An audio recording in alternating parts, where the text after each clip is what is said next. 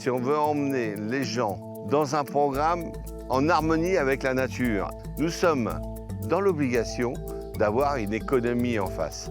Autrement, ça s'arrête. Donc c'est pour ça qu'on veut absolument associer l'économie à l'écologie. Ça nous a fait l'éconologie. Et moi, ça correspond complètement à l'ambition que nous avons pour préserver l'ensemble de tous nos actifs forestiers. Pour moi, ça fait partie des actifs qui rentrent dans le patrimoine familial. En Roumanie, vous avez une administration qui est très exigeante, qui est au moins aussi exigeante qu'en France en termes de gestion forestière. Donc une gestion durable, on se concentre sur le qualitatif, donc on prend son temps de faire en sorte que les arbres poussent correctement, de telle façon à ce qu'on valorise la forêt. Nous sommes dans la forêt de Tchouchtcheva, une de nos forêts que nous avons en Roumanie pour deux raisons. C'est le seul pays de l'Est où on parle latin et c'est le seul pays où on a un réel référent cadastral, le même que celui qu'a mis en place Napoléon, c'est-à-dire le Code civil. Donc ce qui est une facilité pour nous pour acquérir certains massifs forestiers. On est présent en Roumanie depuis 2007 et on a commencé à réellement investir à partir de 2012. Le temps de s'imprégner comme il faut de l'administration forestière et de trouver, comme à chaque fois, les bons acteurs pour pouvoir m'accompagner dans tout notre développement sur la forêt dite native. La început am fost, vă spun sincer, reticent față de colaborarea cu grupul SLB, dar pe parcurs am realizat faptul că grupul SLB a înțeles foarte repede cum funcționează silvicultura în România și întotdeauna au găsit cele mai bune rezolvări ale problemelor cu care ne confruntăm în pădurile României.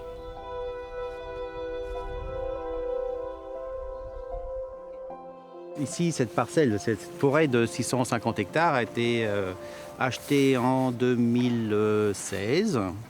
Oui, 2016. Et dans les zones pures d'épicéa qui avaient été plantées à l'époque communiste, l'épicéa est un sapin qui a été implanté ici en dehors de son aire naturelle et aujourd'hui, à cause des attaques d'insectes, le scolite plus particulièrement, il n'arrive plus à survivre. Ne confruntăm cu problema uscărilor provocate de atacul insectelor de scoarță, la specia molid.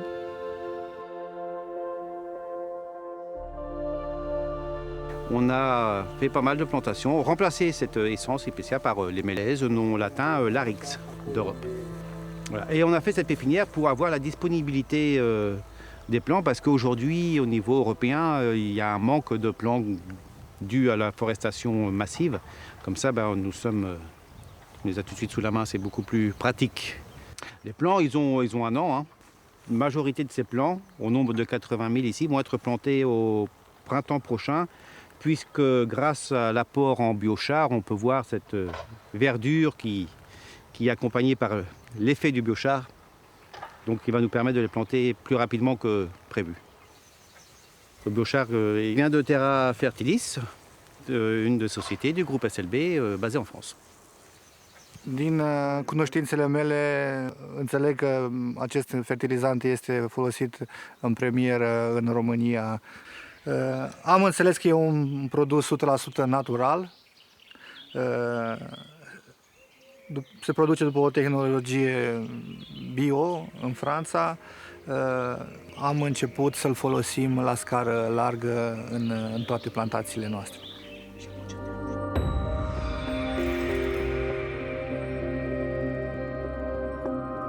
Nous sommes dans le cœur de la forêt. On a une parcelle de 5 hectares qui a été plantée il y a 4 ans, au taux de 3000 plants par hectare. Alors, on a mis les mélèzes qu'on a vus dans la pépinière, avec notre biochar, bien sûr. Donc là, 300 grammes pour chaque pied, 300 grammes de biochar à chaque pied. Et voilà ce qu'on peut voir le résultat au bout de 4 ans seulement. Des plants qui sont bien développés. Et un taux de réussite à peu près de 95%. Les mélèzes ici, ils sont à taux de 50%. Le reste a été planté en chêne, en érable sycomore, donc ça qui a été planté. Et on peut retrouver quelques essences autochtones comme du charme, merisier ou un cerisier sauvage. Vraiment, le but, c'est de refaire plus ou moins les forêts autochtones. Et donc, c'est le mélange d'espèces. Une forêt, c'est naturel et mixte à la base. Hein. Il y a des forêts d'une seule essence en Europe. Hein, elles sont très, très rares. Ça n'existe quasiment pas. Ceea ce am observat și pot să vă spun este faptul că acest îngrășământ ajută foarte mult în perioada secetoasă din timpul verii, datorită capacităților și proprietăților de a reține apa în sol. În contextul schimbărilor climatice pe care le trăim, cred că folosirea în continuare a acestui îngrășământ ne va ajuta foarte mult. Je suis persuadé que ça fonctionne parce que je l'utilise depuis 7 ans.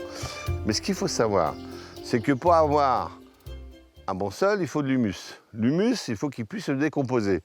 Et pour qu'il puisse se décomposer, il faut de l'humidité. Donc le biochar, comme c'est un rétenteur en eau, même infime, même en mettant 250 kg/h, ça nous suffit à capter le peu d'eau qu'il tombe pendant l'été, mais celle-ci va nous permettre de transformer notre matière organique en sels minéraux, en oligo-éléments, donc alimenter nos arbres beaucoup et sans stress. Parce que le problème d'un arbre, c'est son stress hydrique. Celui-ci, il faut qu'on le limite au maximum. Il n'y a pas de pousse naturelle à cet endroit parce que le couvert forestier est trop fermé. Mais c'est normal parce que nous avons une forêt aujourd'hui de 60 ans. Celle-ci, actuellement, on est en train de l'accompagner, de l'équilibrer. On va faire une coupe d'éclaircie, je pense, dans les 5, 6 ans, 7 ans qui vont venir, pour créer des puits de lumière, mais des faibles puits de lumière. Ensuite, on aura une régénération naturelle qui va pouvoir commencer.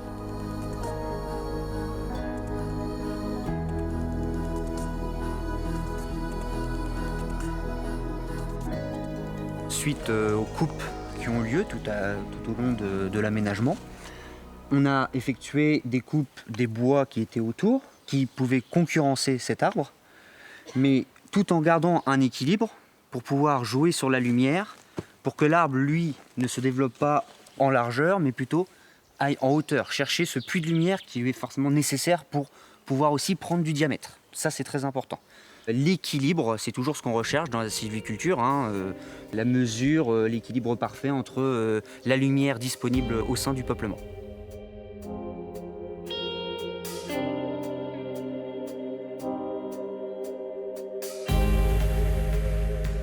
Quand la Roumanie est entrée dans l'Union européenne en 2007, je me suis précipité, entre guillemets, pour acheter mes premiers 400 hectares.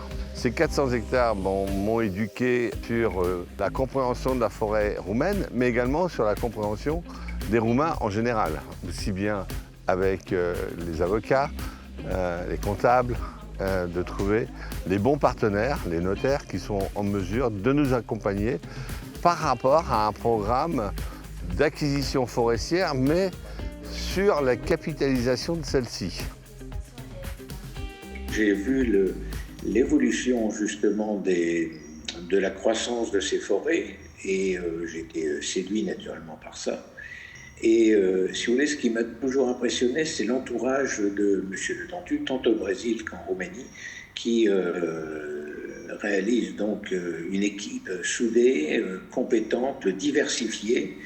Et si vous voulez, il y a toute une batterie de juridiques qui est à côté des investisseurs qui leur permet d'investir dans des choses tangibles et sûres, si vous voulez. On prépare ensemble avec Mihai.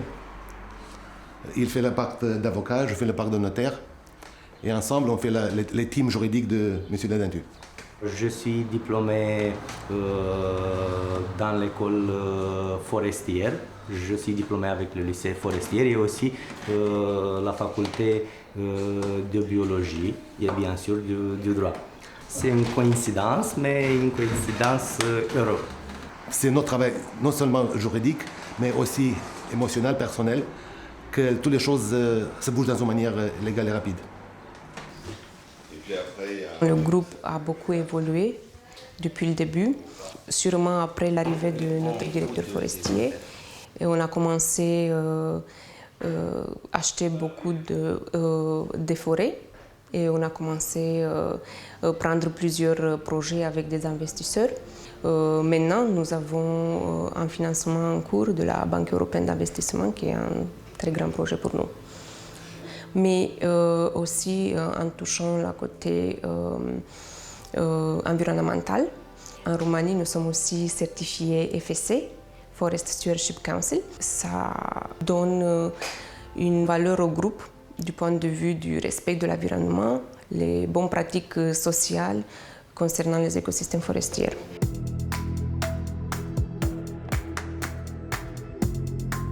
Ici en Roumanie, on est en mesure de pouvoir accompagner nos forêts déjà existantes sur une orientation qualitative de nos bois. Nous travaillons sur la capitalisation forestière plus que sur le prélèvement intensif de nos arbres, donc on travaille sur le qualitatif.